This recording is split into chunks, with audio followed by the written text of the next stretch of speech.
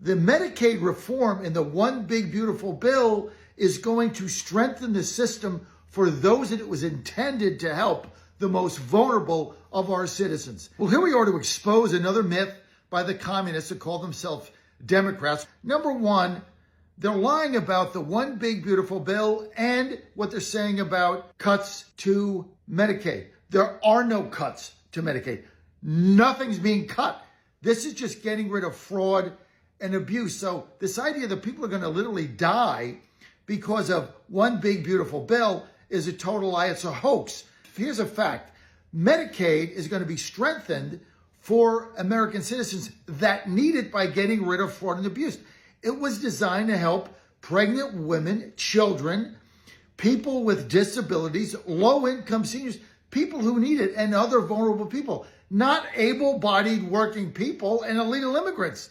This is why it's so ridiculous. They're going to remove 1.4 million illegal immigrants from the program. I got an idea. Go back home, get out of here. You're in the country illegally. Why are you getting our Medicaid dollars? Why'd you come here? You're illegal. Go through the system. That's what we're saying. Number two, 4.8 million people, able-bodied adults, are on Medicaid. Able-bodied. Go to work like we do. You're listening to me right now. You're working your tail off. They just sit home in mom's basement. They play computer games and they get medical coverage. This is ridiculous. These are Clinton area Medicaid reforms to get people back to work.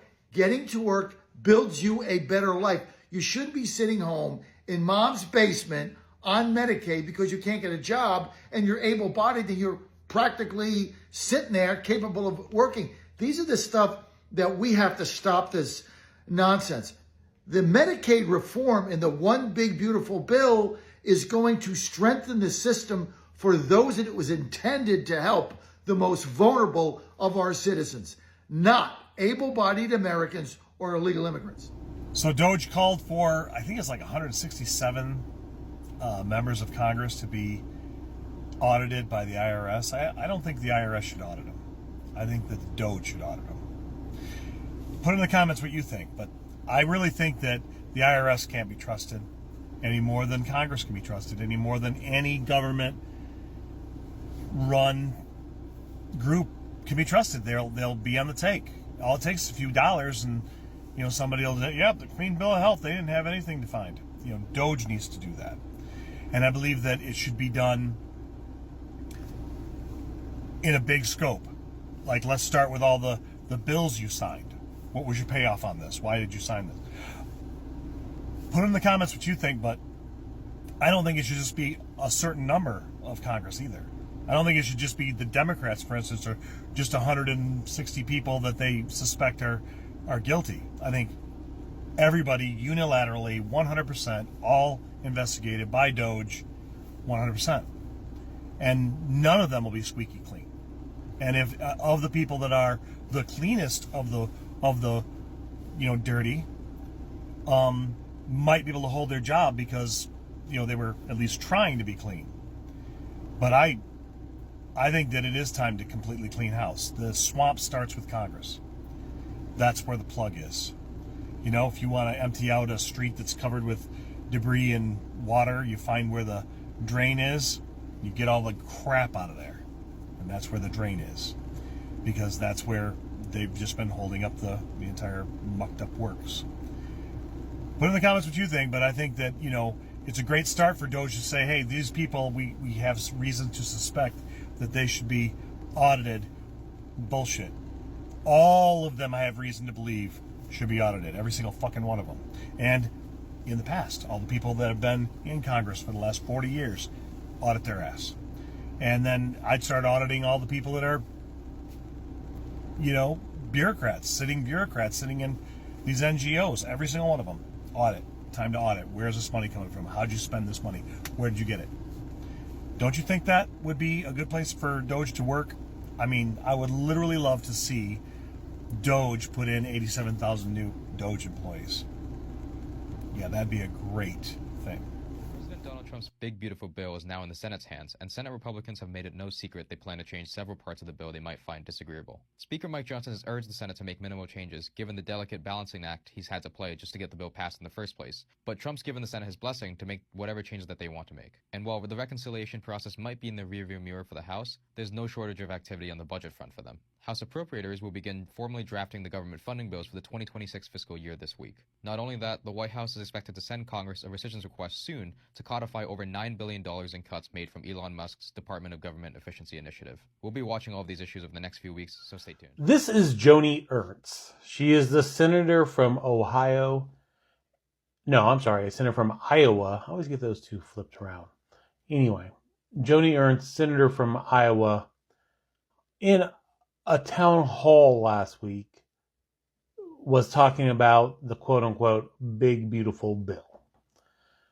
And of course, she was met with a lot of opposition because this big, beautiful bill, as they like to call it, is actually a dumpster fire that is going to hurt disproportionately middle class and working class and the poorest of our society to benefit the richest.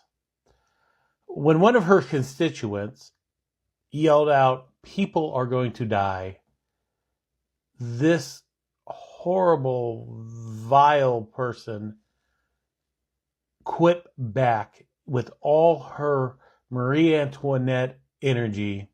Well, we're all going to die. Of course, that picked up a lot of steam on social media and in the media in general.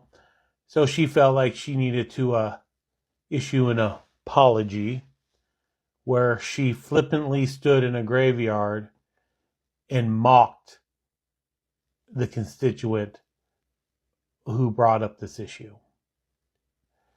And here is where it is. They don't care if you die. They don't. They don't care if you lose access to food. They don't care if you lose access to medical. As long as their rich donors receive the tax cuts that their dictator, authoritarian chicken taco that sits in the White House, and I'm not loving that whole taco thing, honestly. I'll come back to that on another video, though. Anyway, they don't care about you. As much as they claim that they are the party of the working man, the working class, they're not. Now, I know there's a lot of beef with the Democrats saying that they forgot their working class roots, and that may be true. But the Republicans never had it. Even though they are now trying to cling to that moniker of the party of the working class, they're not the party of the working class. They are the party of billionaires. The man they have elected president shits on a golden toilet in his real life. Let that sink in. We must stop these people. Call your senators, especially if you're in a red state, and tell them to vote no on the big, beautiful bill. It's Monday. Let me get right into it because I have a bone to pick with some of you Republicans. We elected Donald Trump because Donald Trump is the Republican over the past 30 years who kept his word and put us first, the Republican voter. I'm not talking about you Democrats and what your opinion. I don't care your opinions. I'm talking about you so-called Republicans. You got Johnson, Senator Johnson, and Senator Paul. The American people did not elect Donald Trump on your vision. We elected Donald Trump on his vision. Donald Trump promised no taxes on Social Security, no taxes on tips, and no taxes on overtime. And now you Republicans in the Senate are trying to have it so that bill get put last, but you're damn spending on defense and you're spending and your pet projects for corporations go first. This is Ron Johnson. Take a look. Maybe eliminate what people won't even notice if you eliminate it. Will you be able to do this? Do you think this is doable by the end of July and get the bill passed? Yeah, if we split this thing into two parts, border defense, take what spending cuts that we've already identified, bank those, extend current tax law, take an automatic tax increase off the table, increase the debt ceiling for about a year. By the way, that'll be a shocking amount, about $2.5 trillion just to get us into March of 2026. That ought to tell people we better fix this. Senator, great to have you. Thanks for walking. First of all, Mr. Johnson, let me say this. We don't care about your defense contracts that you want to fulfill. Why don't you do, because you know we care about border security, why don't you do border security with the no tax on tips, no tax on overtime, and no tax on Social Security? Why are you saying what the American people want, those of us who voted for President Trump, what we want, oh, that has to wait. Oh, we can get that later on in the year. But what we want, us Republicans who've been here and lost to Barack Obama twice, we want you want to put your stuff first. No. Defense spending can wait, because looks like it's about to be World War III, because Ukraine done crossed the line and Russia about to launch into their hindpart for real. Because Europe keep giving them long-range weapons. So basically Europe is including themselves into this war. And if I was Vladimir Putin, I have them glowing in Ukraine. I have them with that mushroom cloud over Kiev. But getting back to my point, you have all this money for defense spending, but it looks like it's not defense. It looks like it's money for other countries and their armies. How about you cut that? Cut 25% of the defense spending and give us what we want, the American people. I mean, I'm sitting here looking, and he's up here talking about, we're going to do it it's not the right time for this big bill. It's just not the right time. It's just not the right time. What you're going to do is push your defense spending for your defense contracts. And then what you're going to do, you put the border security, because if you put the border security, you can go back to your old playbooks. That's what the Republican Party is going back to, their old playbooks. Sprinkle one thing that the Republican voters want, and then spend a whole rest of the time on their pet projects, their pig pork. No. And then this one's my favorite. I don't know if you know this, but you guys have $858 million, again, almost $1 billion, okay, of money to give out bonuses to people. And so listen, bonuses are great when people do good work, but $858 million sounds like a lot of money. That's like a $40,000 bonus to every employee in all of ICE. So well, how about $500 million? How about $500 million for bonuses? Okay, we can do this together. We can show the American people there's like a little bit of waste here, So I can help you capture, Mr. Chairman, $903 million. We can save $1 billion together. Show the American people we're serious. Will the gentleman yield for a question? Of course I will. You raise a profoundly serious point in your inimitable way, Mr. Moskowitz. Well, the bonuses, that is a huge bonus budget. Yeah. What does that work out? Have you done the math to see what that works out in terms of bonus per ICE employee? $42,000 for every employee in a bonus, in addition to their salary. A $42,000 bonus? Yeah, $42,000. And because you and I sometimes are symbiotic, you're probably going to ask me, what is the average bonus for the American worker in this country? Do you know what that is? It's $2,500. That's the average Christmas bonus is $2,500. The average Christmas bonus, because Christmas is back, the average Christmas bonus is $2,500. Folks, Joni Ernst really takes the cake, doesn't she? Yeah. She's a Republican senator from Iowa, and she just held a town hall with some very angry and scared constituents who are understandably losing their minds over the proposed cuts to things like SNAP and Medicaid. If the big, beautiful bill passes in its current state, 10 million people will lose their health insurance, including Iowans. So you would think Joni might have a little empathy for the folks who are going to get screwed. Yeah, no. Traumatized voters are a laugh riot for Republicans. When Medicaid cuts came up and a voter shouted out, "People are going to die," gentle Joni said, "Well, we're all going to die." Ooh, gentle Jay, what a burn. Well, news spread fast because, I don't know, mocking the people you're getting paid to protect isn't such a good look for a frickin' senator. Also, "We're all going to die" isn't the best campaign slogan for Joni's re-election bid next year. Of course, she is in the Republican Party, and bad looks are all the rage over there. So she took her assholery and ran with it. She slapped on some lip shimmer and recorded what began as an apology video, but ended by taking the proverbial lib listener out to the gravel pit and shooting them in the head. Listen up. I made an incorrect assumption that everyone in the auditorium understood that, yes, we are all going to perish from this earth. So I apologize. And I'm really, really glad that I did not have to bring up the subject of the tooth fairy as well. Oh, Joni, do you write your own material? Because, phew, that was a special kind of special. Also, quick question, gentle Joni. Since Schmielon canceled 80% of USAID contracts, about 300,000 people have died for lack of those resources, the vast majority of which were children. Are they part of the joke, too? Were they going to die anyway? They just got it a little early so Joe Gillionaire can see a bigger balance in his big pile? Well, unsurprisingly, Ernst leads the Senate Doge caucus. She's the point person for the entity that tainted our data and systems. Side note, the scope of the nefarious outcomes that could come from monsters having violated our systems is so huge, my brain shorts out when I try to think about it. Same with quantum physics. Yeah. Her focus has been on combating sexual assault in the military, which, given Orangina and the dozens of credible accusations, and the trial, and the jury verdict, and given Pete Hegseth and the $50,000 payoff, and given Schmielon and the $250,000 payoff, and given RFK and the $1 million payoff, and given her support for all of them, I think Ernst is not so earnest in the role of championing women. She sure as toast not earnest when she says the big beautiful bill kicks migrants off of Medicaid. Gentle J knows undocumented immigrants are already ineligible for Medicaid.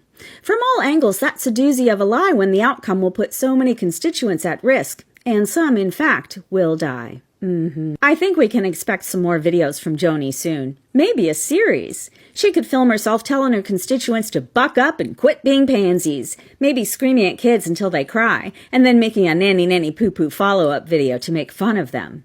Way to go, Iowa. Your Republican Party managed to land yet another broken woman who's trying to emulate a bunch of broken men. Well, Joni, why don't you go ahead and have the day you deserve? Yeah.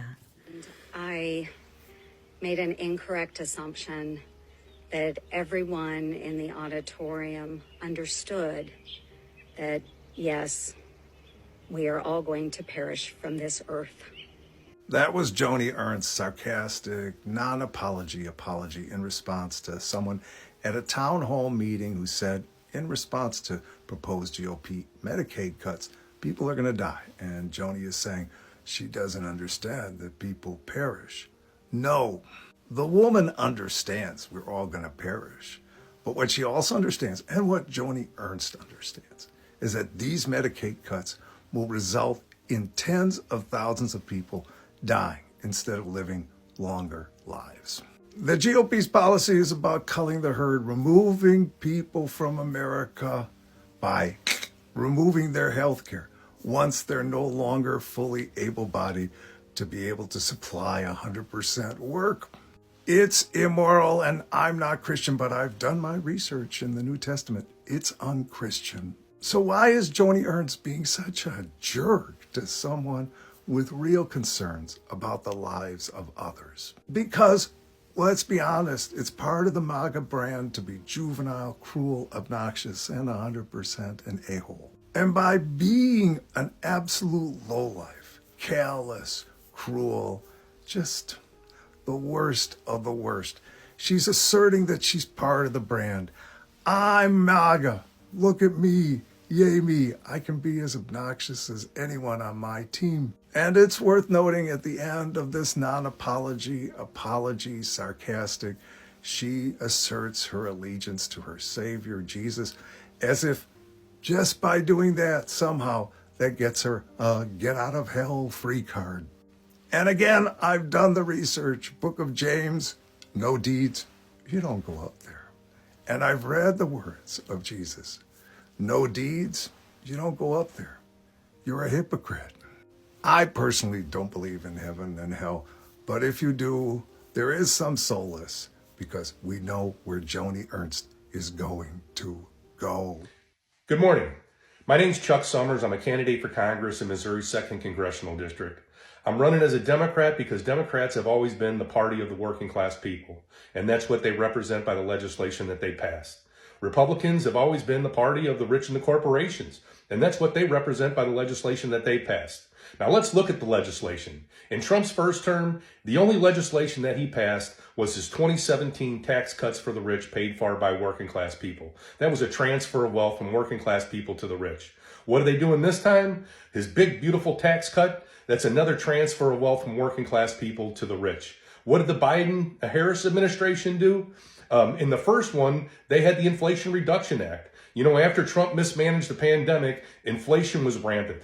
The Inflation Reduction Act reduced our inflation better than any other country in the world. You know what else it did? There was a child care tax credit in there that reduced childhood poverty by 47%. You know what the first thing the Republicans cut when they took power? They cut that child care tax credit away and took that away from working class people, which once again shows you where their real loyalties are. The next thing we can talk about is the PACT Act. I know the PACT Act saved veterans' lives because my daughter's a Navy veteran who got cancer while she was serving on the ship. That PACT Act saved her life. It saved the life of a lot of veterans. What is the Trump administration's doing? They're cutting employees from the VA. They've already cut 1,000. The target is 82,000, which is going to reduce services and benefits for our veterans. The people we should be taking care of, they're reducing services and benefits for them. What's the next thing we got? We got the CHIPS and Science Act passed by the Biden administration. That's targeting high-tech manufacturing, public-private sector money, investing together to bring those high-tech manufacturing jobs back to our shores, which is good-paying jobs with benefits and retirement.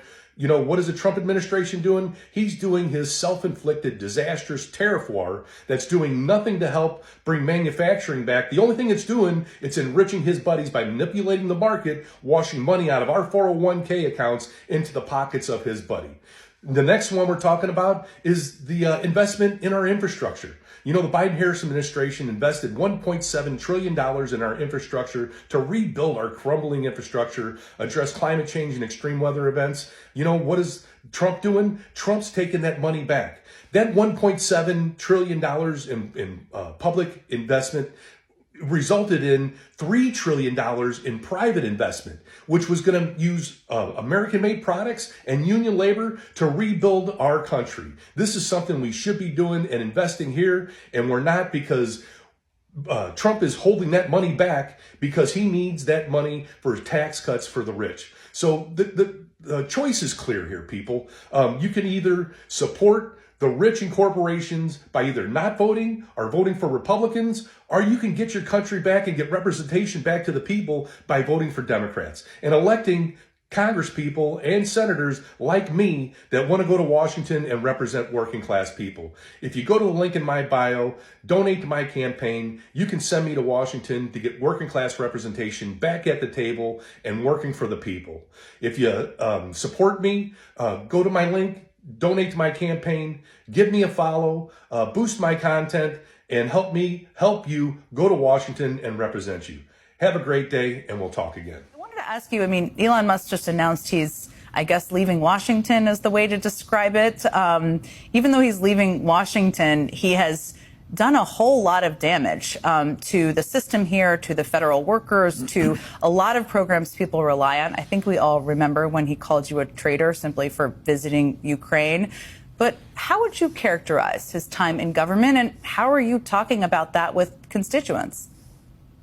Well, it was incredibly short, and that's a good thing. He did a lot of damage. I had veterans in my office that had previously received excellent performance reports that were fired for poor performance with an email from Elon Musk. And in a couple cases, these folks are telling me how their lives have been ruined for no reason. These were valuable public servants. One was a disabled veteran who had served our country in combat. So Elon did incredible damage. It's still lasting today. We've got seniors that, you know, having a hard time getting through to a Social Security office because of the damage Elon did. So it's good that he's gone. It was a short period of time, but a guy like him could do a lot of damage in a short period of time. No reason why you should have to be at home collecting food stamps because you have a 16-year-old child, because you have a 9-year-old child who can be in aftercare, or during the 8 hours that they're at school, you could just take your ass to work. I prefer to stay grounded in truth.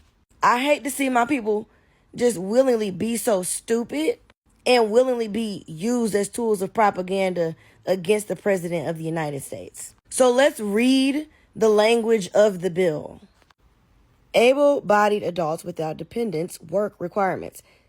A, Section 603 of the Foods and Nutrition Act of 2008 is amended to read as follows. Exception to paragraph 2 shall not apply to an individual if the individual is under 18 or over 65 years of age, medically certified as physically or mentally unfit for employment, a parent or a member of a household with a responsibility for a dependent child under 7 years of age.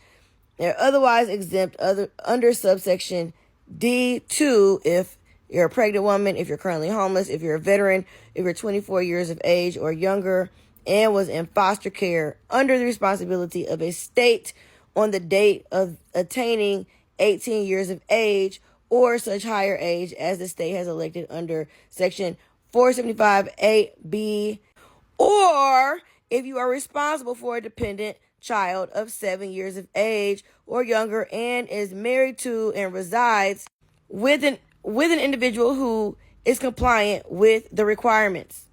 Basically, if you have a dependent who is older than 7 years old, they ass should be at school or can be at aftercare or daycare. They are not dependent on you. They're not being breastfed by you. They do not need to be 100% nurtured by you. If they are a healthy, able-bodied 7-year-old child, they can go their ass to school, they can go to aftercare, and you can go to work while your 7-year-old, 8-year-old, 12-year-old, 17-year-old is at school.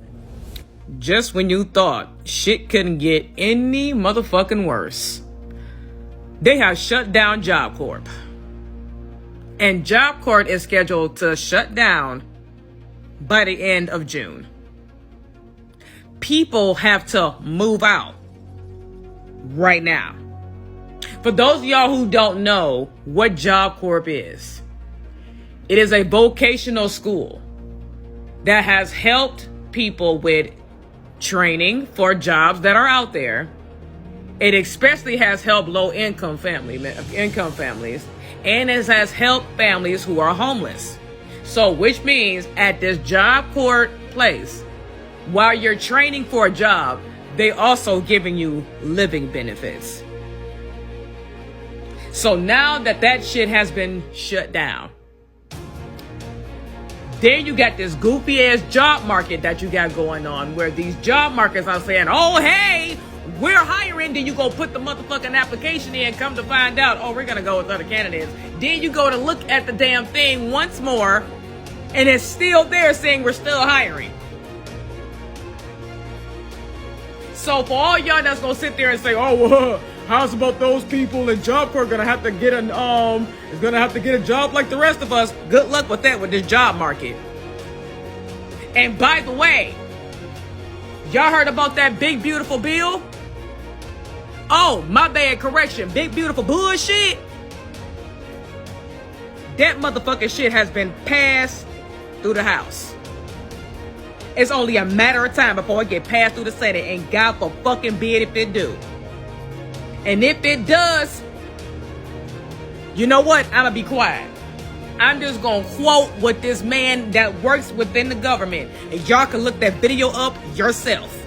This man said, and I quote, if you guys are so proud, this administration, this Republican Party, if y'all motherfuckers are so proud of taking millions upon millions of people off of Medicaid and SNAP, if y'all are so proud of that shit, why the fuck are y'all holding this meeting at 1 a.m. in the morning is beyond motherfucking me. He said that shit. I just reiterated it into mini form. You heard me. So he has also said, if y'all are so proud of this, if y'all so proud of this big beautiful bill that y'all claim it to be beautiful, how come y'all didn't hold this shit at 1 p.m.? Huh? Kinda had you motherfucking thinking, right? So God forbid, big beautiful bullshit gets fucking passed. Millions of people get taken off of Medicare. Millions of people get taken off of fucking SNAP. Job Corps is no longer a motherfucking option. These job markets, it's not helping anymore. What the fuck you think is gonna motherfucking happen?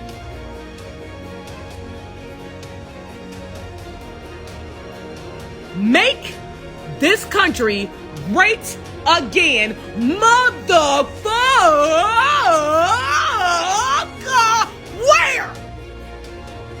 Where? Miss me with? Not obvious already. Not only am I a no on this bill, I am a hell no. Let me tell you why.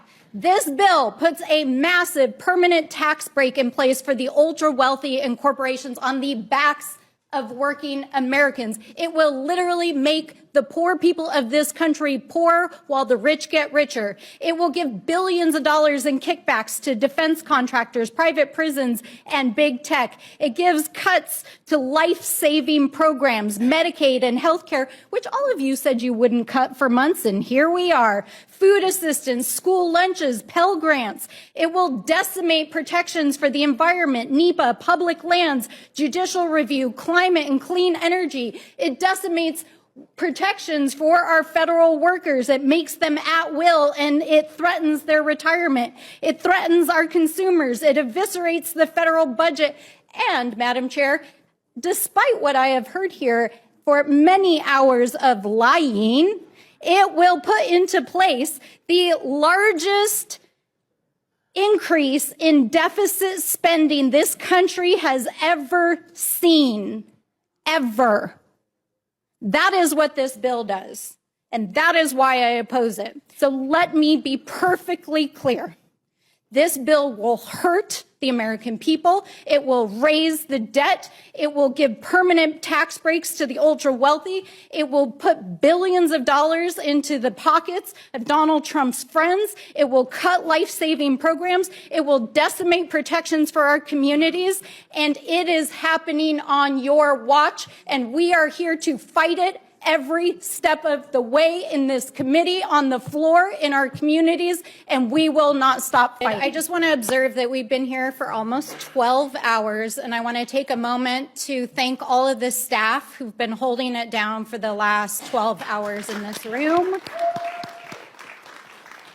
And I want to also observe that I count exactly 2 Republicans in this room, while literally dozens of Democrats have sat here all night and all day to have 5 minutes in front of this committee to speak our piece on behalf of the American people. Get to some breaking news right now as we take a live look at the White House. Elon Musk has left the Trump administration after his effort to slash the government. That's according to the Associated Press.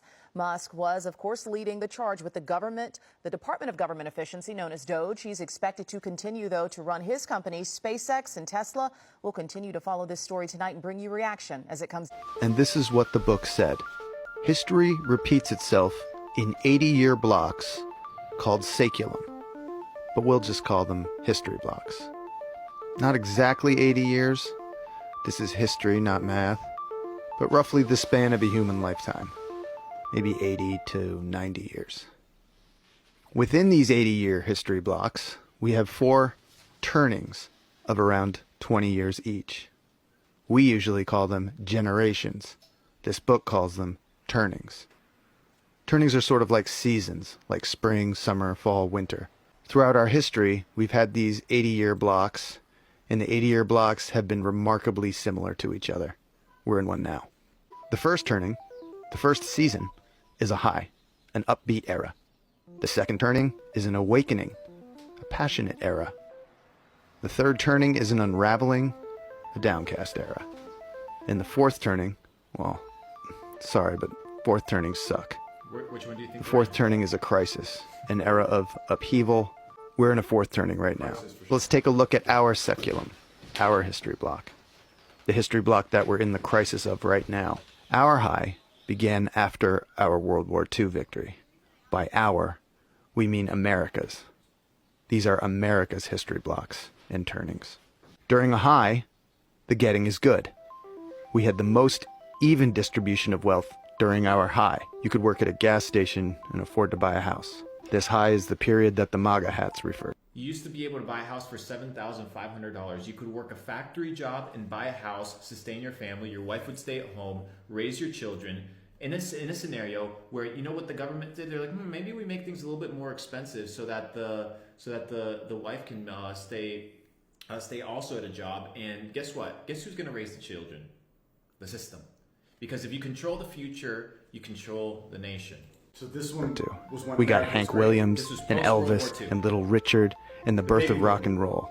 We launched monkeys and men into space. This is when the Mustangs and Corvettes first came out.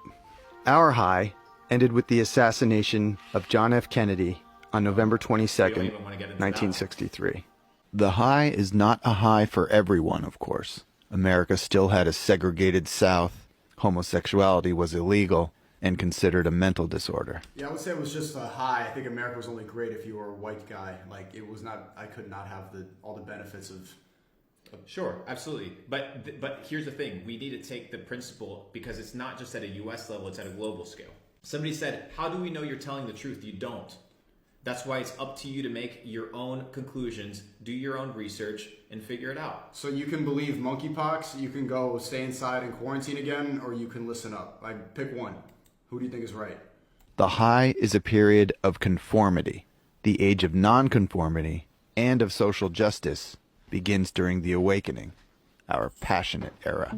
During the Awakening, we had Martin Luther King and the Civil Rights Movement, acid, Vietnam protests and Vietnam itself, the Women's Liberation Movement, Stonewall and the Gay Rights Movement, great movies, great music. This is when the first Macintosh computer came out. The Awakening is a time of increasing individualism.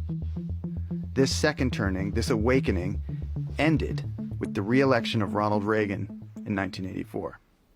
Things get messy during the third turning, during the unraveling. We got the fall of Soviet communism and the beginning of the Russian gangster state.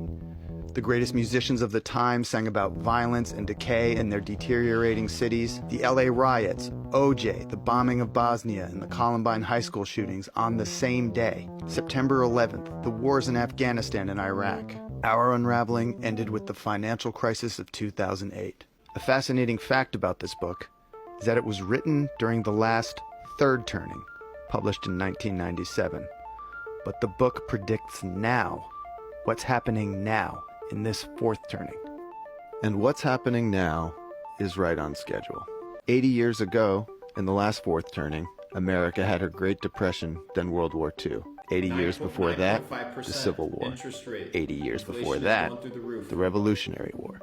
Now it's our turn to save the country. So where do you fit into all this? What's your role? It depends when you were born. Each generation, each cohort, tends to embody a specific archetype. An archetype that will move the society towards the next high. Each generation's archetype is the characteristic that will define the generation in its prime, in midlife. The boomer archetype is the prophet. Bill Gates and Steve Jobs are boomers and prophets.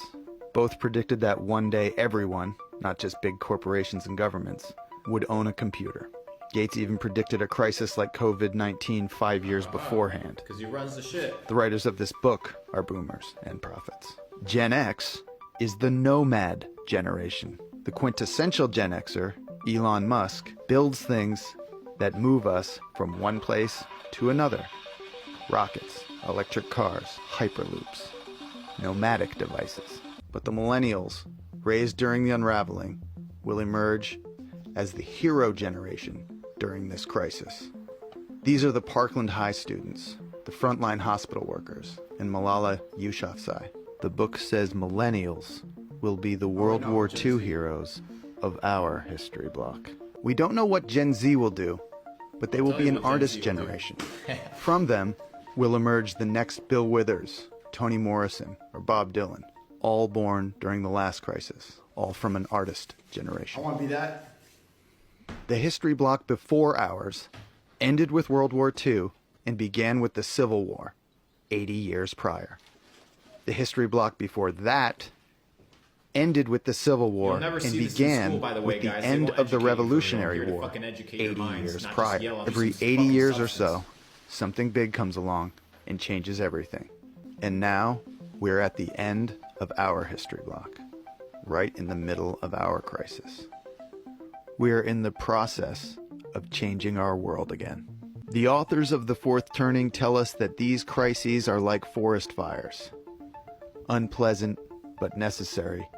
They clear the woods for new growth. As we work towards our next high, this crisis will tilt the playing field away from the old and towards the young, they tell us. But the victory is not guaranteed. We will, each of us, need to rise to the occasion during this crisis. We will need to develop and fortify our virtues as we pursue a greener pasture. The point is here, guys, it's very simple. We are in the fourth turning.